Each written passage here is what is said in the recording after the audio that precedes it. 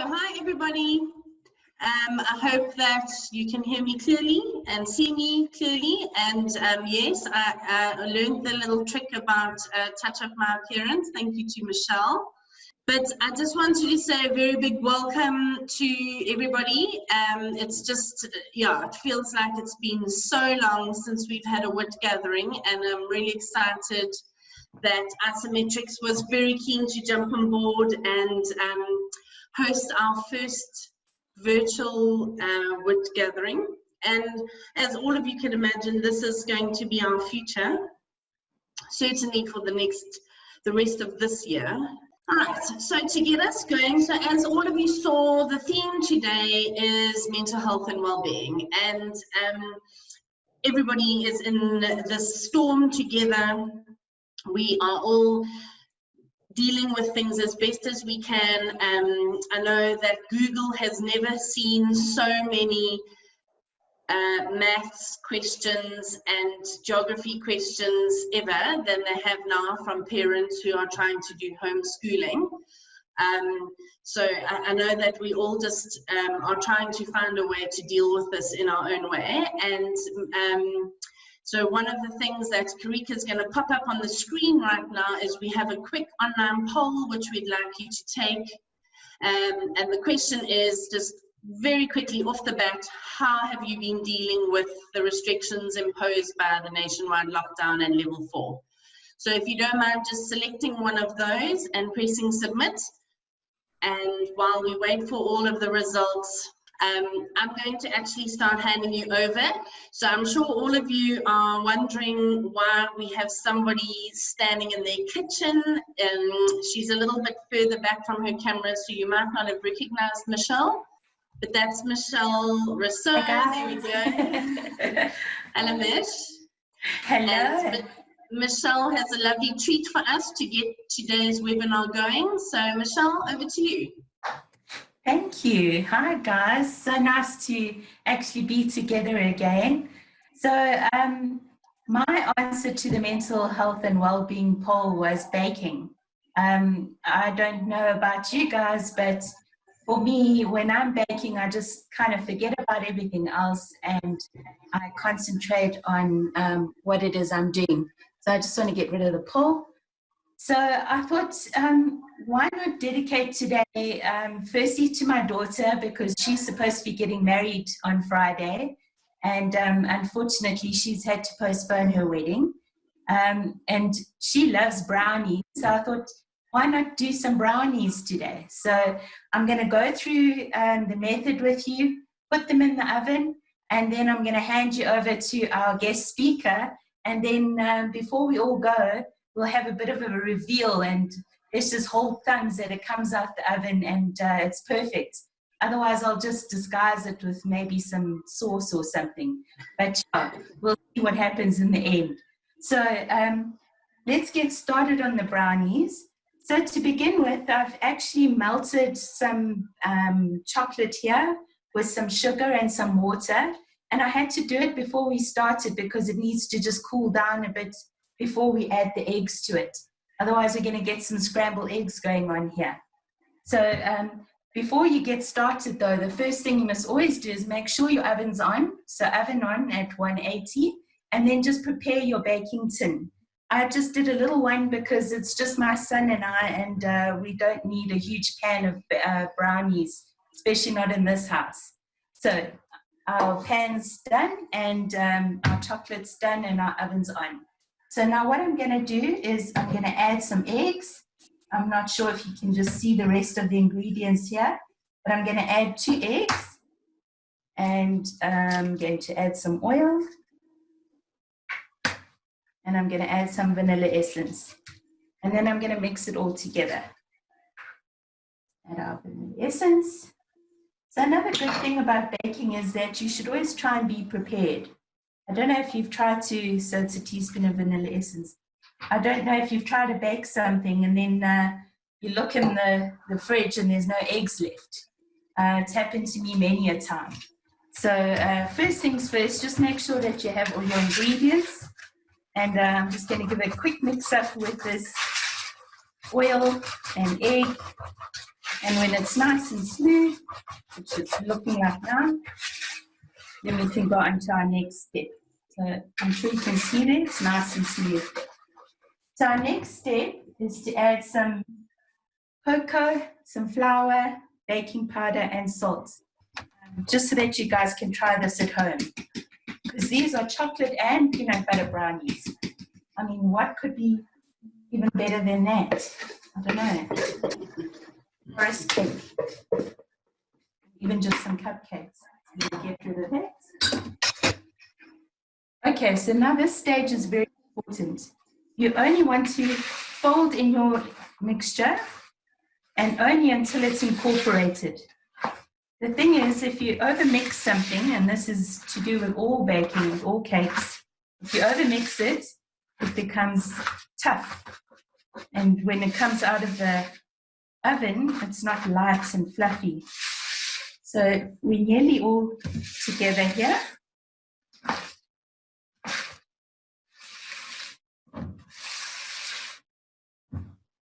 One more and we should be done. As you can see, nicely incorporated.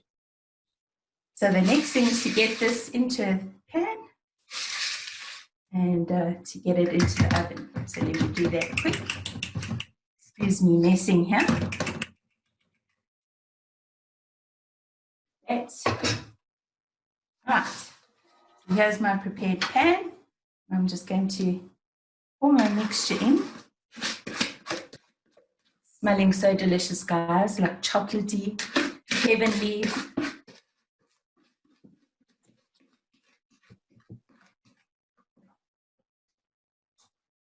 Right. Quite a loose mixture, so you don't need to level it or anything. But we do want to add one last ingredient, and that's peanut butter. Ripple it and then shove it in the oven. And after Robin's finished chatting to us and making us feel better about ourselves, I'll take it out the oven. We hope that it's all okay. And then I'll plate it up and we'll reveal it to you. So without further ado, I just want to introduce Robin to you guys. We're trying to keep it light, so it's not going to be, heavy or anything like that. So Robin has a passion for counseling and life coaching. And she has her own practice where she helps people with mental and emotional struggles. So let's welcome Robin Barnes. Hi, everybody. It's nice to see some of you and to know that a lot of you are listening.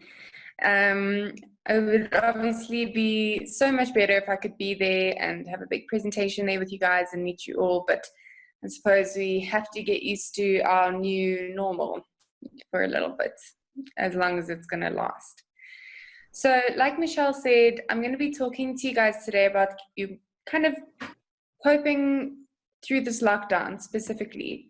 And not only the lockdown, but the coronavirus. Once the lockdown is over, the virus is still going to be here and our lives are going to be pretty different for a while. So that can seem really daunting on some people, and that's perfectly understandable. But there are ways that we can cope with our new normal, like I said. So my lucky number is 5 because it is in all of my birthday. I'm born on the 25th of the 5th, 95. So my lucky number is 5.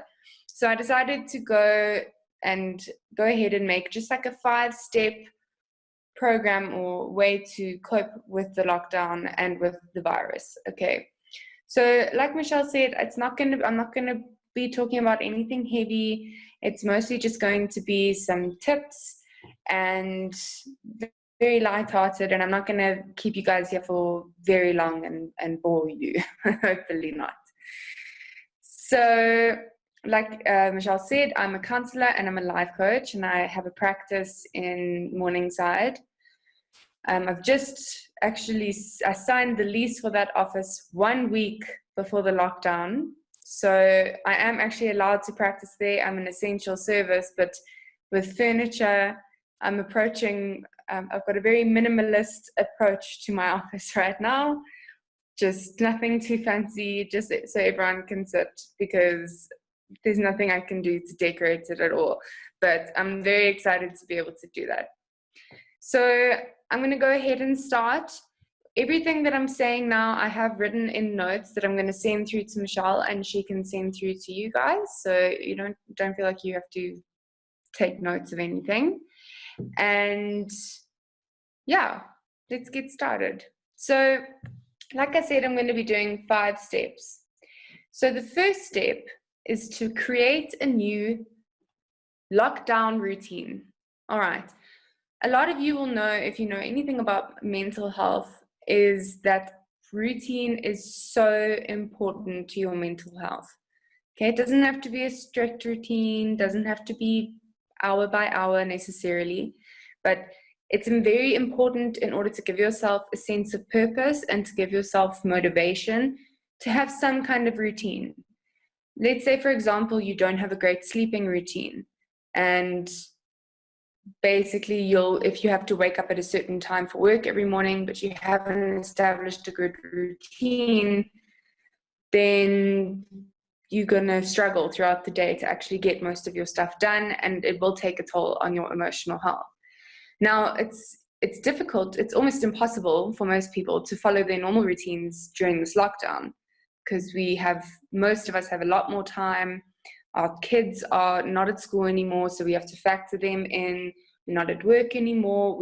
Our time outside is very limited. So people often are abandoning a routine completely because they can't stick to their current routine.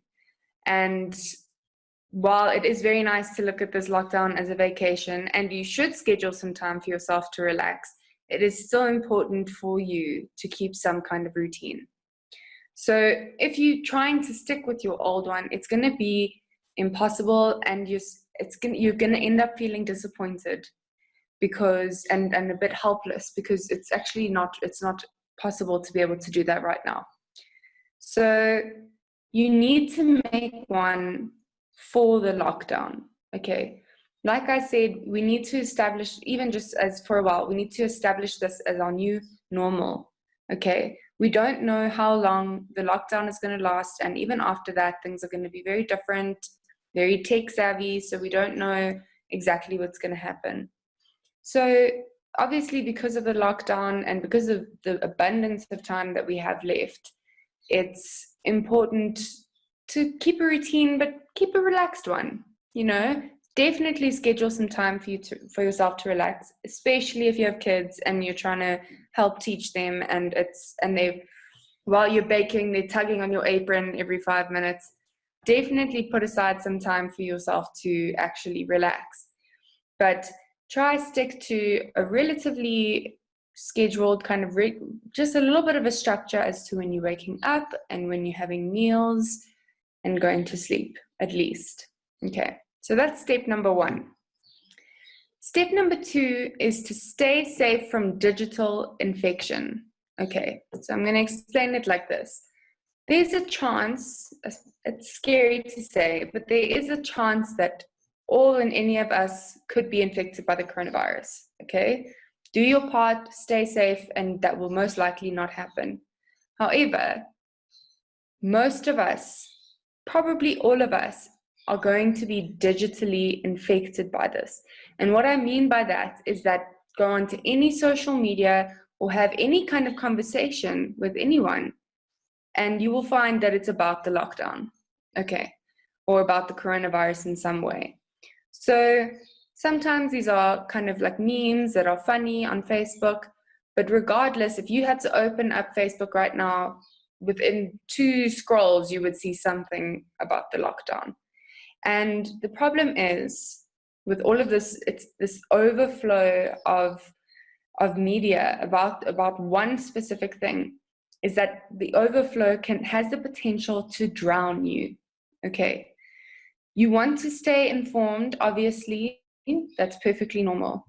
But when you let that media become the sole focus because we all have a lot more screen time during lockdown, it's pretty much, we stuck to it with work and with connecting with others on our phones and our laptops all the time.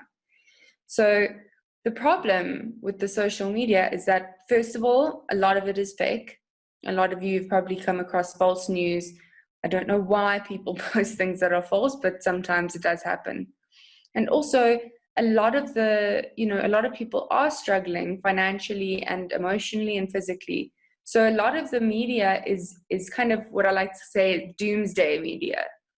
So yes, it's good to stay informed, but you don't want to be constantly reading or seeing images of people who say, the world is falling apart and, we're not going to be able to do this. And it's very taxing. Even if you feel like you're doing okay, the energy and just the involvement of the stimulus of constantly seeing that every single moment of every single day will eventually rub off on you. Okay. It will eventually get to you. And it's something that feels like it's impossible to avoid. But what I would recommend is that you limit your screen time as much as you can. Okay. So first of all, have the opportunity to go to do things besides being on your phone or your laptop. However, I obviously know that we're working on our laptops and our phones, and we're also, staying connected with people that we can't see right now. And that's perfectly understandable. And it's perfectly understandable as well that you want to keep informed. But what I would recommend is try maybe, it's tempting to be on Facebook all day and to be on Twitter all day. Try limit your time, maybe in your new routine, schedule time. Okay, in the morning or at night, I'm going to see kind of what's happening, what are the stats today, and then I'm going to log off. The only other time I'm going to be using my technology is to be connecting with family and to be working, okay? And it seems very silly, but I remember for myself personally, when all of this began, even before the lockdown, that was one thing that was actually really kind of tugging at me and getting me down, is I just kept saying, this sounds bad, but I don't want to talk about it anymore. This is all every person I talk to, every single thing I read, everything I see is about this, and it's horrible. I just want to have a normal conversation about my breakfast. So it's really important not to get what I call digitally infected. Okay, you can avoid both. So work on that. Okay. Step number 3, and this is going to seem really confusing, so I want you guys to listen close because it's a bit of a paradox kind of thing to explain. So step number 3 is not to let people pressure you or let the world pressure you into being motivated. Okay, so let me just explain. You'll see all over Facebook and from the opinions even of people that you know, that people will say, if you're not using this time to learn new skills and to, learn how to bake or learn a new language, then, you need to rethink your life. Okay. A lot of you will have seen that. And it's true that now it is a good time to be able to learn new skills now that you have an abundance of time. And if you have the opportunity, it is true. So if you are learning new skills or new languages or an instrument, that's absolutely great and great for you. But don't let this virus pressure you into feeling motivated. Okay. What a lot of people don't understand is that this virus is a trauma to every single person in the world. Okay. A lot of people think of the trauma as one single event in one person's life. That's not true. What's happening right now is a trauma for everybody. I mean, it's affecting every single aspect of our lives. Okay, I put on so much hand sanitizer in the last month or so. My hands are almost raw. Okay, so it's affecting every part of our lives. It is a trauma. Okay, so what I'm trying to say is, if all you did today was get up and brush your teeth and brush your hair, that's fine. Okay, if you did get up and you went and you were active and you learned something and you did that, then that's absolutely great. But it's very difficult to find motivation during this time. And it's not good to pressure yourself into that motivation. Okay. If you do that, you probably will end up feeling overwhelmed and disappointed. Okay. It's not good for yourself to put yourself under so much pressure when we're all dealing with the trauma here. We're all dealing with it. Okay.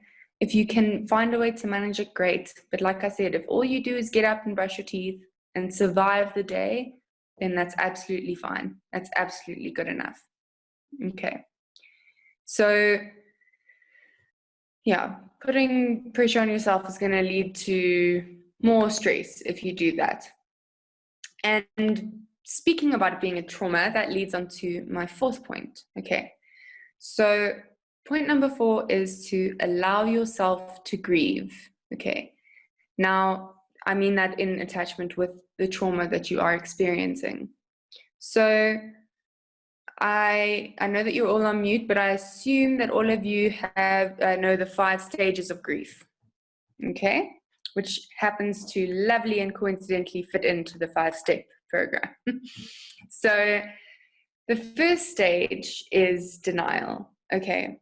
Which has completely happened. Okay, a lot of people in the country and around the world are in denial about the severity of the virus or about, the precautions that we need to take. It seems silly to some of us, but you have to let people go through that phase. That's the point of this. You have to let people, and you have to allow yourself to be able to go through the stages like this. Okay. So the first stage is denial. The second stage is anger. Now, this has been a very big problem, and it's, as you know, it's caused quite a bit of havoc here, is if you have anger towards the world, for this virus, if you have anger towards our government for the regulations and what they're putting up. I mean, I know the exercise situation, a lot of people got angry about that. The economic problems that we're having right now, a lot of people are mad. Okay. And I know that a lot of people get angry if they see, maybe they're at the shops and they see someone walking around not wearing a mask and not doing their part. Okay. So there is a lot in this that you're going to feel angry about, and let yourself feel angry. Do not go on a shooting rampage, please, because I don't want to be the one who's responsible for telling you you're allowed to be angry. Okay. But you are allowed to feel angry. All right. You are allowed to let yourself feel that emotion. If you push it away, you're not going to progress, and you're going to end up bubbling out and probably shouting at a poor old lady at a supermarket, which we don't want. Okay. The next stage is bargaining, which I was trying to think when I was writing this up. I was trying to think, what are people doing right now bargaining in terms of the virus? And I was trying to kind of apply it.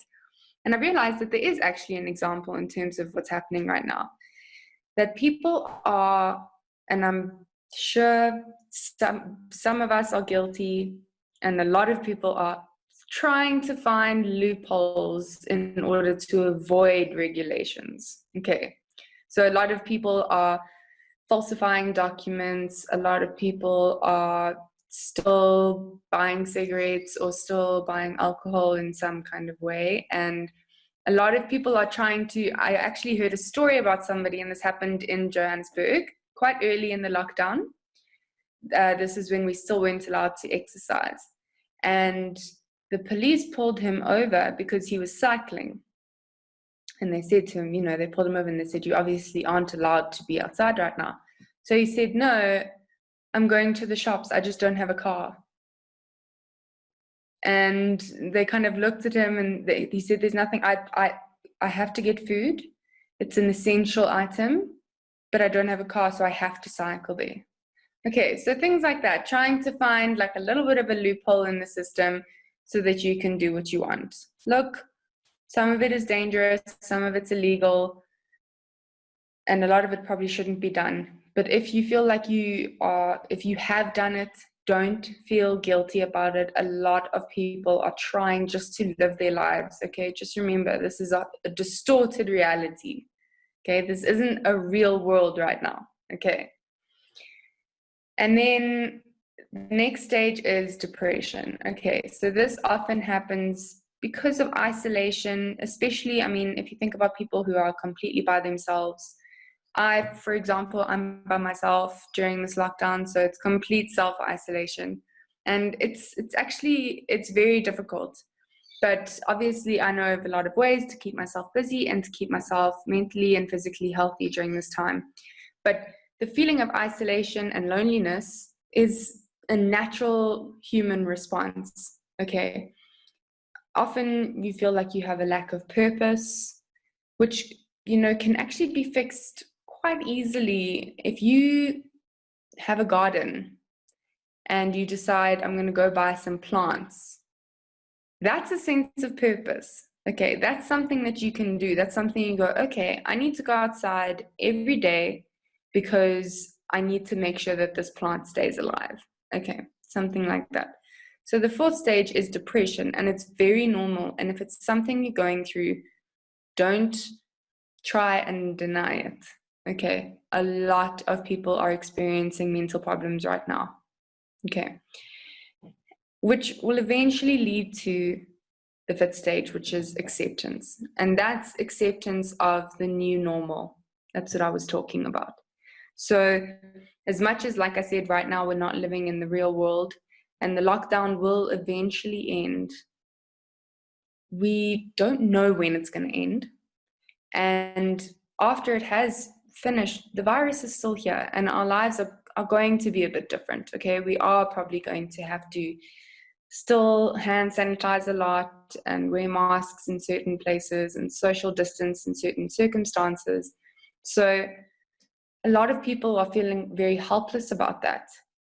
But I read something, a CEO of an old company called Missing Link, which actually it does presentations and film editing, etc. He is a very clever man, and he said something. He said, why is everybody complaining about this when instead of using it? This is just our new normal. This is just the way things are going to be. And there's nothing any of us can do to control that. Okay. So when something is out of your control, what do? You accept it and you can use it. Okay. So if your business isn't online and you're a bit worried because now everything's going to change, use it. Find a new platform. You have to eventually sit down with yourself and go, you know what, this is not going to change anytime soon. And in the meantime, I've got to do something. So use it as a new, exciting opportunity. I'll give you an example of mine. Before counselors were allowed to practice from their offices, which we can do now, I was a bit worried because it's difficult, a lot of people, it's difficult to communicate online with your clients. It's quite difficult to connect, okay? But something that I actually found that was something great that came out of it was that I opened up an online platform and I was actually able to help and have sessions with people all around the world, which obviously I can't do in my office, okay? So it was even though it was quite scary and it was quite hard to get used to in the beginning and trying to organize online sessions, what a really great thing came of it. I said to myself, you know what, this is going to happen for now. And I was a bit, I don't really want to do it this way. But actually it ended up, I said, what good can come out of this? What can I do? And I started targeting overseas countries. And I've gotten a lot of clients, especially with life coaching in England and in America and even Indonesia that I'm speaking to now that I'm helping around the world. Okay, so use this situation. There's nothing you can do right now to change about it, unfortunately. Accept it and use it to your advantage. Okay, so those are the 5 stages of grief. And basically my point is you have to allow yourself to go through those stages. Okay, if you recognize that you're in one of those stages, don't fight it. Don't blame yourself. You aren't weak. You're not stupid. Everybody is going through them. Okay, and as much as you can accept them and come to be comfortable with them, that will make the grieving process a lot smoother and a lot easier, and you will be able to eventually come to acceptance. You can't come to acceptance without going through the other steps first, unfortunately. All right, and then my fifth and final point, it seems pretty obvious considering what I'm talking about, but it is the most important, which is why I saved it for last, and that is look after your mental health. Okay. People are scattering around the world, with raw hands, doing everything that they can to keep themselves physically safe, okay, which is good. You need to be doing that. But your physical health is just as important, if not in some cases more important than your physical health. Your mental health is more important sometimes, because mental health problems can lead to physical problems, okay? So it's incredibly important that you recognize that as a priority. A lot of people aren't right now because they're thinking, you know what, I don't have time for sessions, I don't have time to keep myself happy and to keep myself emotionally healthy. You do have time. And if you had broken your leg, no, you would never say, oh, I don't have time to do that. I need to, do something else. It's just as important. With keeping yourself healthy, you need to keep yourself stress and anxiety free. Now, I know that everybody feels like they have limits right now, especially if you're at home with your kids and you don't really have an option of someone helping you out, okay? There are so many ways that you can get help, okay? First of all, obviously, therapy is a great one. Therapists and psychologists are allowed to be working from the offices and online, of course, if they offer it right now. All right, it's an essential service. I've got a certificate. Okay, that means that if you book an appointment with your psychologist, they can give you a letter, a permit, so that if you get pulled over, the cops can look at it and say, okay, no, here's the she's going to account, that's fine. She can go to therapy. Okay, so first of all, there's no obstacle with that. And then if maybe therapy isn't your thing, or maybe it's very difficult for you to leave home, you can always have other forms of doing it. So like we've discovered, technology is completely open to us right now. It sounds silly, but there are a lot of online forums that people find really helpful, okay? But you can find on Facebook, it's very easy, okay? If you just talk to people and you can make friends with people who might understand what you're going through, okay? You can also use exercise, you can use meditation, you can use anything that particularly suits you. Everybody's different. And you need to have a support system. Now, something I always tell my clients is that you should be able to have at least five support systems. And I'm not making that up because of the 5 steps, okay? I always tell people you need to have 5, okay? Even if one of them is an online forum, that is a support system. If one of them is your therapist, that is a support system. You need to have 5, outlets or platforms or people in your life that can support you during this time, okay? Now, like I said, whatever therapy is to you or whatever helps you with your mental health, go ahead and do that. You can find a way to fit it into your time right now, like meditation, for example. Some people don't really love therapy. That's fine by them. If they don't want therapy, try some meditation. Try just keep yourself mentally healthy, because there is going to come a stage where we're back to reality, okay? There's going to come a stage when they say, okay, everybody, come back to work, get back in the shops, go socialize with your friends, and you want to be healthy when you can do that. So you need to make it a priority for yourself. And if you don't, it can lead to stress, which can lead to physical health problems, as many of you know. Okay, so those are my 5 steps in a nutshell. I'll read just the headings to you again. 1 is to make yourself a new lockdown routine. 2 is to stay safe from digital infection. 3, not to let yourself be pressured into motivation. 4, allow yourself to grieve. And 5, look after your mental health. So I'll be sending this to Michelle. Michelle can probably forward it on to everyone. I'm not sure how you guys are all staying connected. But yeah, I thought I'd keep it brief and a little bit lighthearted. I'm not sure how the brownies are going in the oven, but I hope that that's fine. If anyone has any questions while we're waiting, feel free to ask. You're all muted right now, but you can unmute yourself and ask any questions if you'd like. We've been in the situation for 2 months now, and you know, the first 2 weeks of lockdown, it was novel and exciting, and there was a lot of humor, and it was funny. And then it was Easter, so there was a lot of chocolate to get everybody through. And I think now we're in that kind of 7-8 weeks. Everybody, the smokers ran out of cigarettes a month ago. All of us with wine, our stocks were depleted ages ago. And you know, you've got, on the one hand, you've got people running marathons in their back garden and learning French and you know, cooking a Jamie Oliver meal every evening.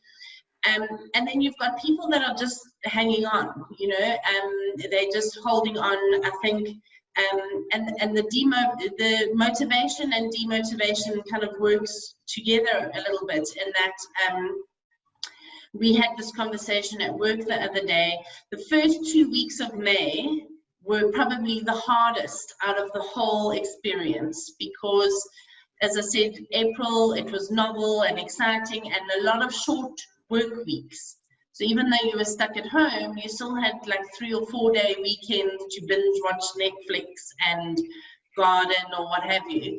And then all of a sudden May came around and this was back to reality. You had to work, you had a job to do, you've got tasks to achieve, etc.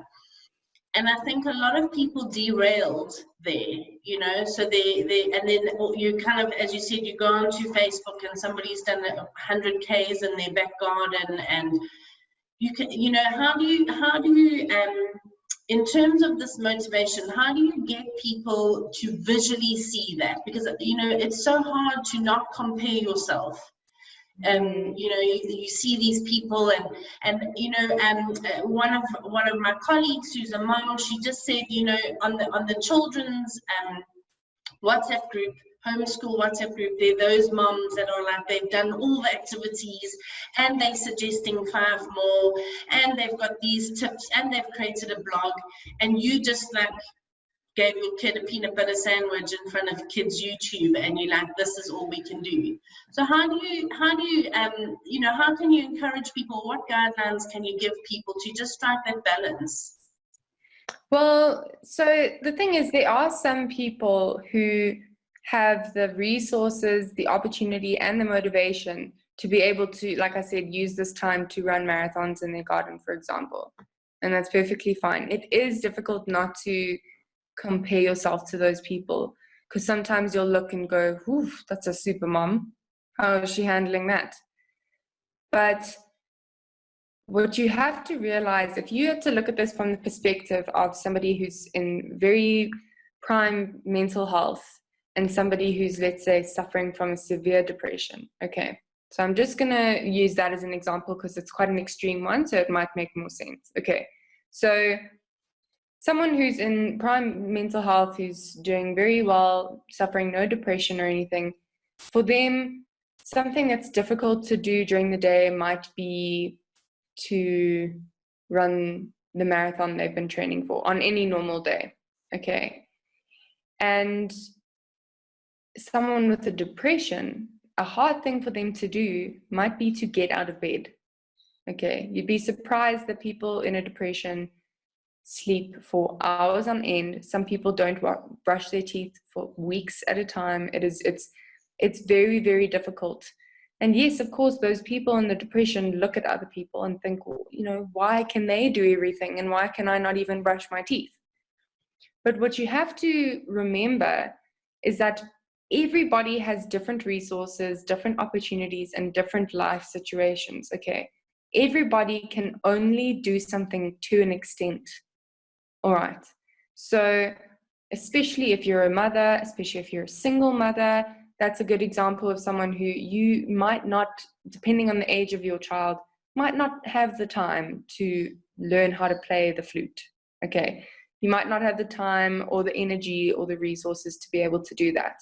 So I know that it's difficult to kind of, it sounds, that third step, that's why I said it was complicated, because it almost sounds like I'm telling you guys not to do anything, you know, not to learn how to cook or learn how to bake. Okay, that's not at all what I'm saying.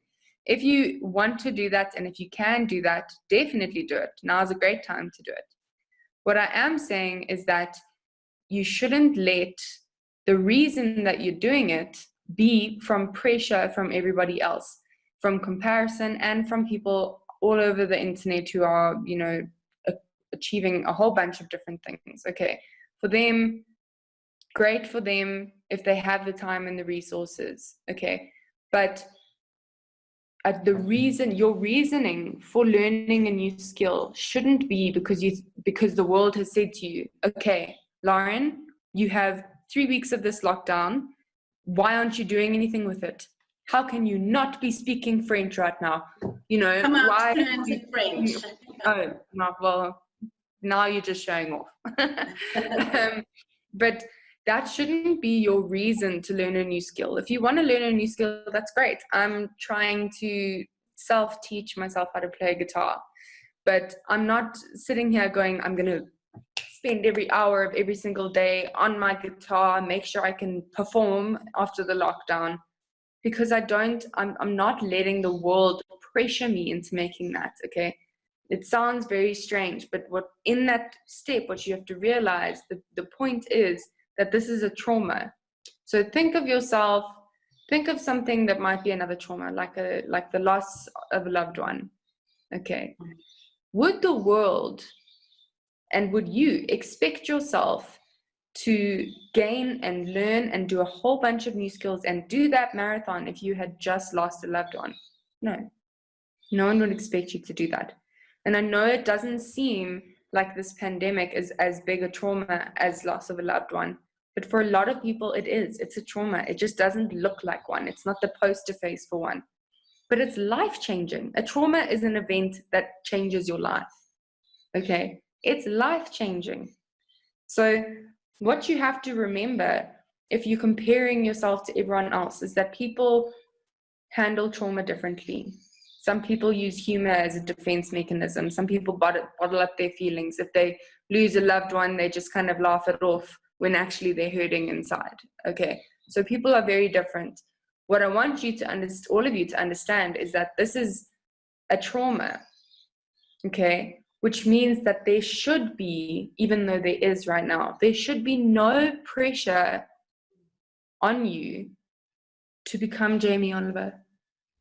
Okay, no one should feel like they have to. If you want to and you have the resources, for example, I don't have a child, I don't have a baby, which means that I can play my guitar as long as I want, as loud as I want. I can do it when I can. But I've got other things to do, and sometimes, yeah, I do just feel like watching Netflix. So that's what I'm trying to say. Does that answer your question a little bit?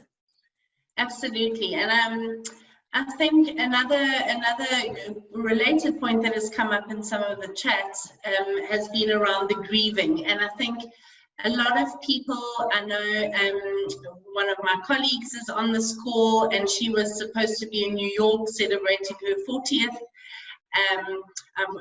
You know, friends whose children are in matric this year, and you know, they should be doing matric dance and your last hockey game and your last class photos and that type of thing. I think there's various, you know, each of us, and if I look down the names on the list here, I can just see, you know, a lot of these people I've spoken to in person who are also almost mourning that loss, you know. So like it could be a less auspicious occasion, like a 40th birthday. It might just be a normal birthday, you know, a random birthday, but it was meant to be spent with friends and family, and now you could be alone, or you're missing occasions and things like that. And I think there's, to the pressure point, there's a lot of pressure, especially on us in South Africa, is, you know, you shouldn't feel bad because your circumstances are much better than most of the other people in the country. And we have that constant pressure on us that you shouldn't be, you know, is it really so tough that I can't spend time with my brand new niece when my fellow citizens are facing far more survivalist and survival impact circumstances? You know, so how do you, how do you suggest that people almost reconcile that, like, it is okay to grieve your loss? No matter. First of all, for people to be able to understand that, and this is kind of like an underlying theme that I've tried to have throughout the 5 steps, is the first thing is that, excuse me, you need to recognize that this is a big deal, okay, to everyone. So the first thing to do, I mean, for example, Michelle's daughter is, I think it's your daughter, missing her wedding, things like that. A lot of people will say, why are you complaining when some people, you know, have to fit 6 people in the shack? Okay, you have to recognize that, first of all, whatever the situation, this is a big deal. It's taking away from a lot of people. Me, for example, my birthday is in 5 days. My entire family lives in Cape Town. I haven't been able to see them. I haven't seen them this year yet. And I'm quite a birthday person. I do like to celebrate, and they always fly down for my birthday or they fly me there. And this year that's not going to be able to happen. And a lot of people will say, oh, get over it, you know, it's your birthday. Look at what these people are experiencing. You have to look at that situation and say, okay, I understand to a certain extent, let me not moan, but this is a big deal to me.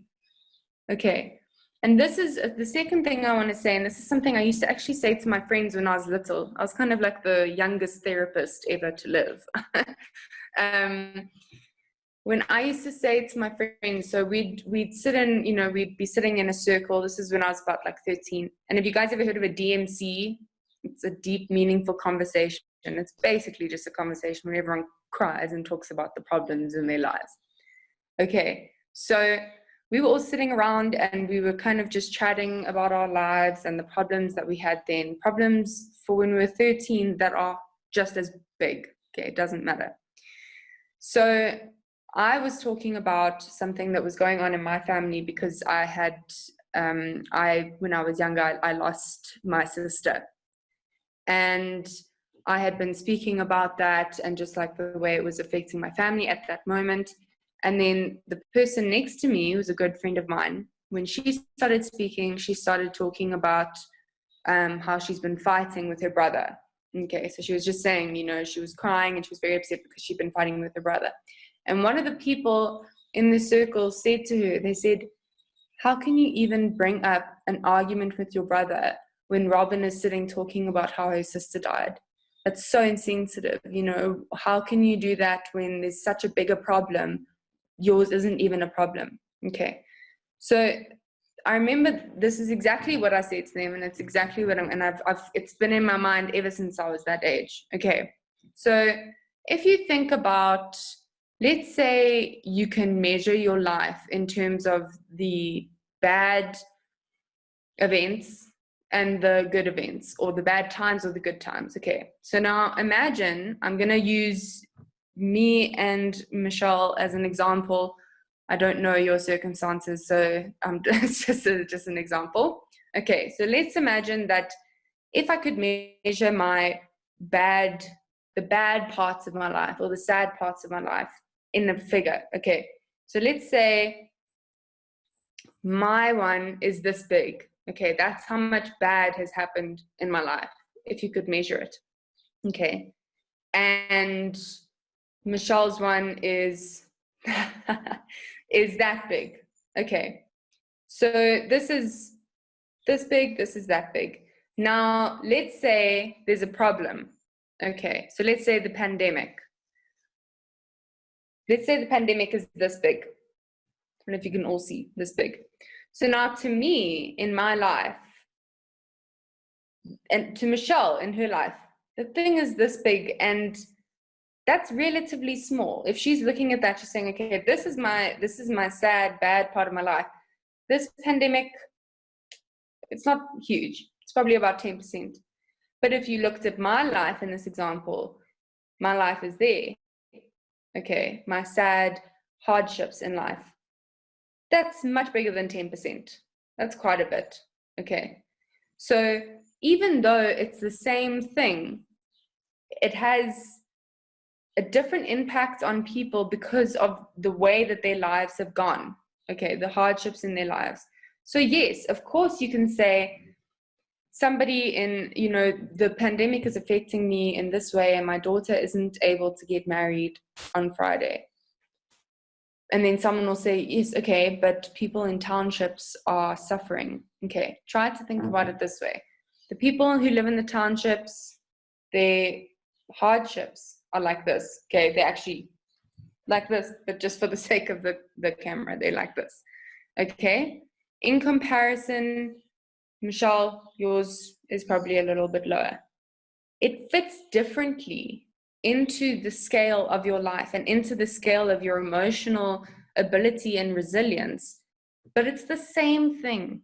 Okay, so you can't really compare how much of an impact it is and who has it worse. Okay, for me, when I was 13, having a fight with a sibling in comparison to what I'd been through in my life was this small. And so, yeah, people might look at my friend and go, how can you talk about something that's this small? But in her life, it was like this. That's pretty big. That's a pretty big trauma to deal with. Okay, do you understand the kind of the metaphor I'm going for? It was a 13-year-old's metaphor. So I hope that it's kind of okay to understand. But it's often the best way I can explain it, because a lot of people think that they don't have the right to feel upset or be affected when they know that they're okay in comparison to a lot of people. That doesn't make the trauma a different size. It's the same size.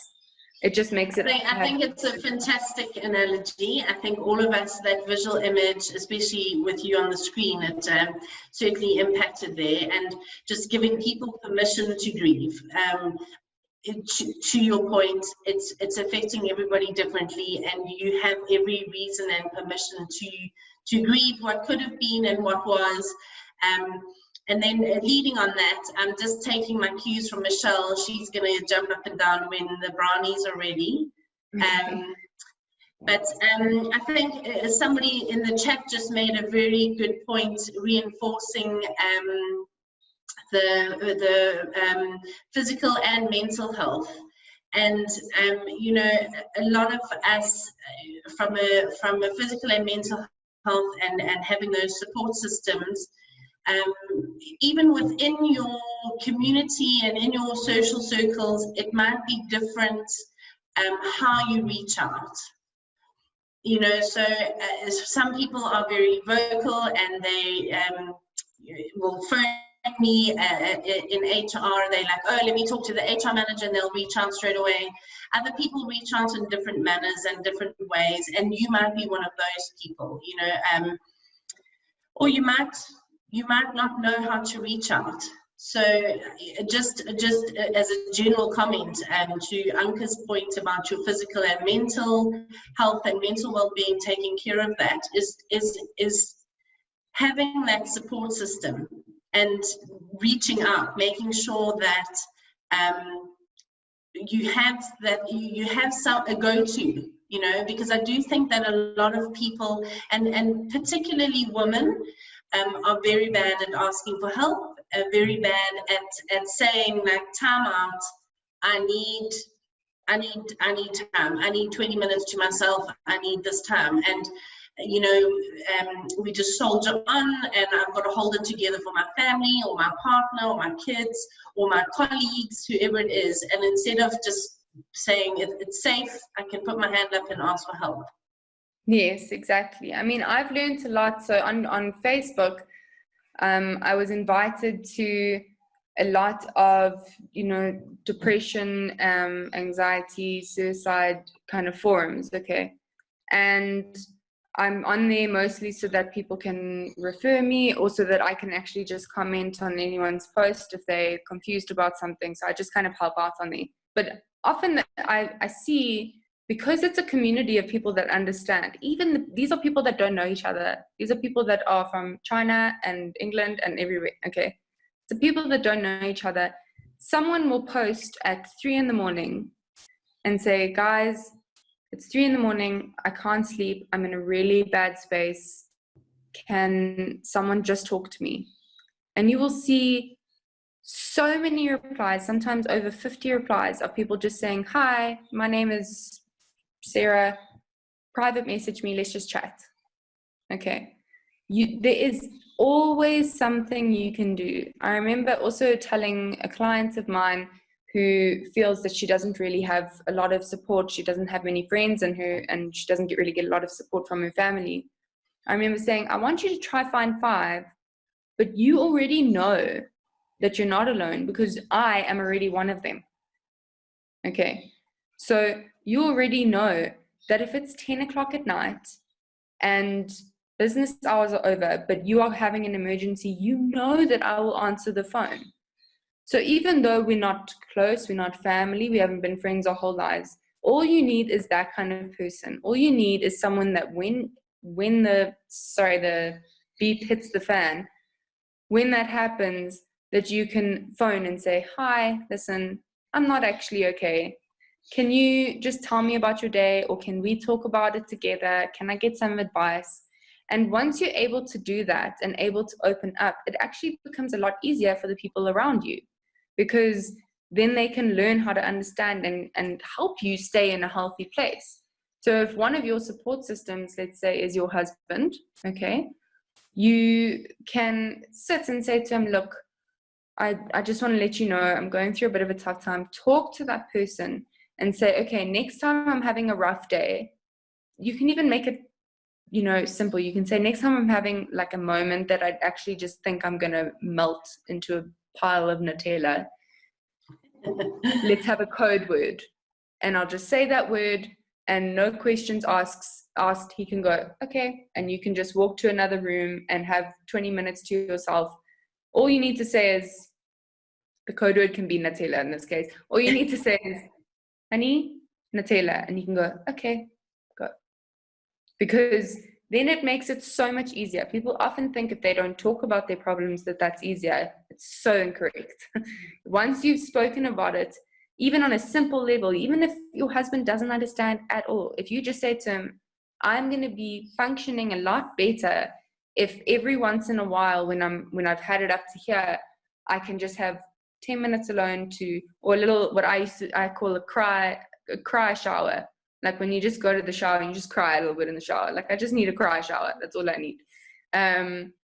If you can just say, look, in order for me to be functioning and to be happy and to be contributing to this family, every now and then I'm going to need that time.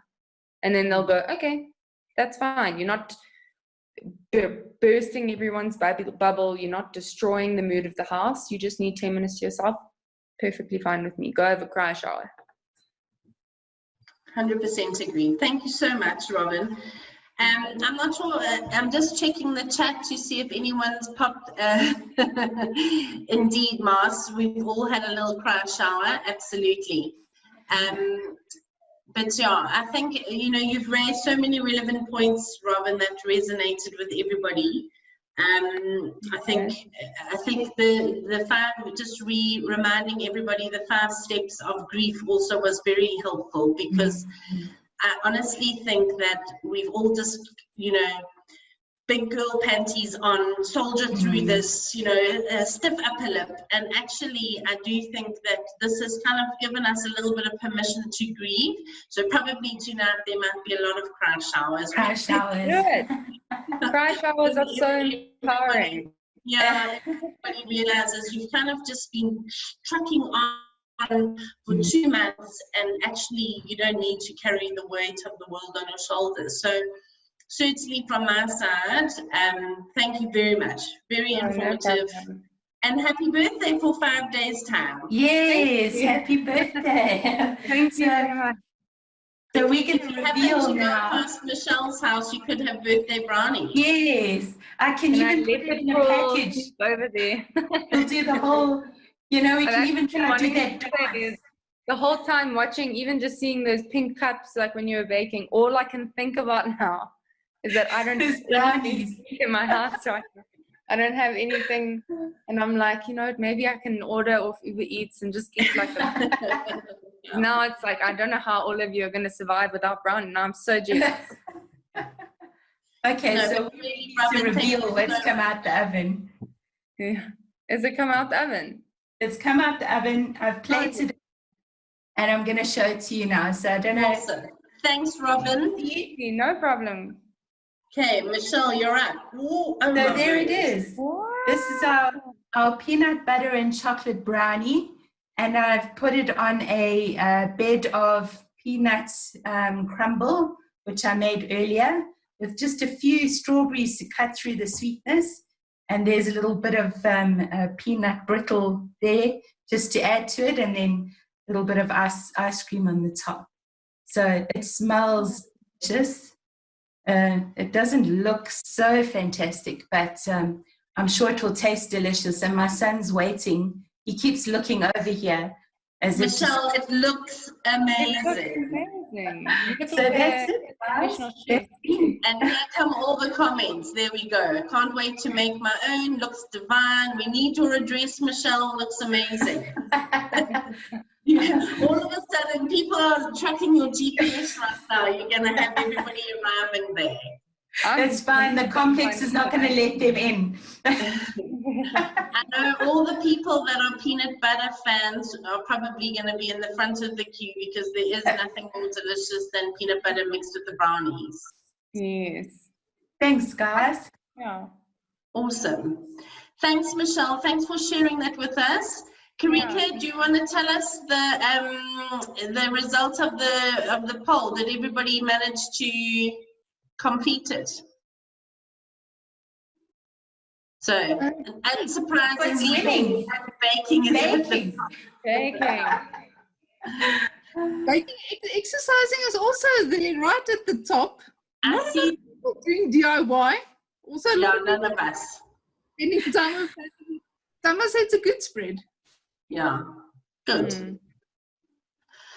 Okay, ladies. So, before we wrap up today's event, I did have a couple of requests from a few of our new people. Firstly, welcome to all the new people and those of you that are joining us for the first time in a long time. Just a quick summary what the WIT network is. WIT stands for Women in Technology. It used to be a part of the IMCP, which is the International Association of Microsoft Channel Partners. And about 2 years ago, they ceded away and became their own organization. But WIT still works very closely, specifically with Microsoft, in just raising the profile of women in technology. It's a global organization based in the US. I heard about WIT when I went to my first Microsoft partner event in 2016 and brought the chapter to South Africa, and we've grown it over the last 4 years to over 150 members who join as and when they can. Hopefully now that we're doing virtual events, we're going to have more people joining us, because you don't have to worry about traffic to get to our venue at 4 p.m. on a Wednesday. And in the WIT Network South Africa, we focus on 3 things. The first thing is getting girls interested in technology and getting them into technology. So different member companies and different members are doing different things, such as mentoring programs, Girls in Technology, Girl Code, Techno Girls. We were just on the brink of launching a mentoring program with the Girl Guides Association of South Africa. So a lot of our members are just trying to raise the awareness of technology as a career, technology as a future for you. And this is, I'm an HR person, I'm not a coder, I'm not IT person, but I'm still a technology person. I'm a woman in technology, and if I look down the list of names, all the people that I recognize, we've got operations, we've got consultants, we've got recruitment, we've got journalists and writers, as well as our technology ladies. So one is getting young girls into the industry. The second thing is leadership development, using our wealth of skills and experience to help the next lady to make the circle bigger and get more ladies into leadership roles, right from succession planning in the junior levels, getting them into those team lead positions so that we've got a more sustainable pipeline and we've got greater diversity in the workplace. And of course, always focusing on inclusion and looking at how do we make workplaces more inclusive? And so that's a huge pillar of what we focus on. And then the third aspect is the networking, and that's just getting to know everybody, getting to know the different companies, the different positions people are in, networking. In fact, the company I work for is Mint Group, and we were very fortunate to have 2 ladies join us at the beginning of this year, both of whom I have met through WIT, and through WIT their careers coincided with where Mint's path was going, and they joined us in the beginning of the year. And it's that kind of networking that opens up doors and opportunities for everybody else, and it's just a great way to share information. And so those of you that are new, that's WIT in a nutshell, so welcome. And as I said in the beginning of the call, we really want to do these online webinars monthly now, because we don't have to worry about traffic, we don't have to worry about venues, and for the most part, a 4 p.m. start time is still quite convenient. So next month, the Mint Group will be hosting, but for those of you that would like to host, please get in touch with me. And it's only this one that needed me to be a part of, so that we could just set the tone, but going forward it will become your event, whoever's hosting us, and there is no pressure to teach us something like Michelle did, but she has set the bar, so there might be a few expectations created for the next live events. But if you are keen to host a live event, please get in touch with me. We need to fill up the rest of the year, so it will be exciting. And every topic is interesting. It doesn't have to be technology specific. It doesn't even have to be a woman. My CEO loves to be invited to speak at the WIT events, and he thinks it's fantastic. So if you've got guys in your circle that are keen also to impart their knowledge and experience, please include them. And just to the point that Robin made earlier, branch out from COVID. You know, this is our new normal, this is the way we're going, and so it doesn't always have to just be around COVID. We can still go beyond COVID and what happens next. So thank you. I don't know if there's anything from your side, Mish. No, just also thank you so much for the opportunity so that IsoMetrix could host today. I don't know if you noticed, but I did do the I love it. Asked me to do. Love it. Yes. So yeah, just a big thanks to you, Lauren, for letting us host today. To the whole committee, thank you for all of your work, and Robin, thank you so much for joining us today and just lifting our spirits a bit, because that's what we all need right now. So yeah, thanks guys, thanks so much.